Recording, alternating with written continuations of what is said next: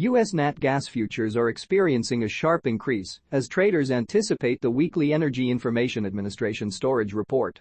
The rise is attributed to cooler weather forecasts and ongoing output reductions.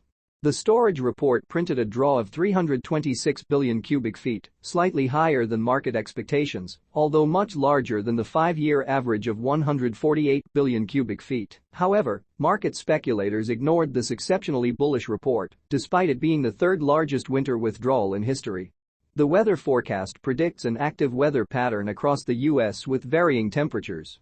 The northern U.S. will experience cooler weather, while the southern regions will be milder. This weather pattern is expected to result in very light national demand over the next 7 days. In January, U.S. gas production has declined from the record levels seen in December. Nevertheless, a recent increase in daily output has been noted. Projections indicate a decrease in demand, including exports, for the upcoming week.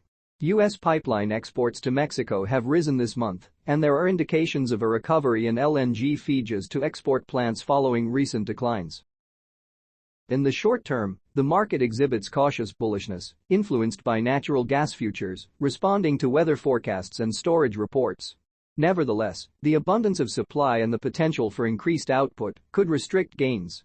Traders are expected to perceive the ongoing rally as a chance to engage in selling activities. The 50 and 200-day moving averages at $2.76 and $2.97, respectively, suggest resistance zones. The trend remains bullish above $2.76, but failure to break through this resistance may initiate a downturn, potentially to $2.60 or $2.50. Taking out $2.76 could trigger an acceleration into the resistance cluster formed by the resistance at $2.85 and $2.97 levels. However, given the underlying fundamentals, it is unlikely that the market will reach this zone. Thank you for watching. Please don't forget to support the channel if you enjoyed the video.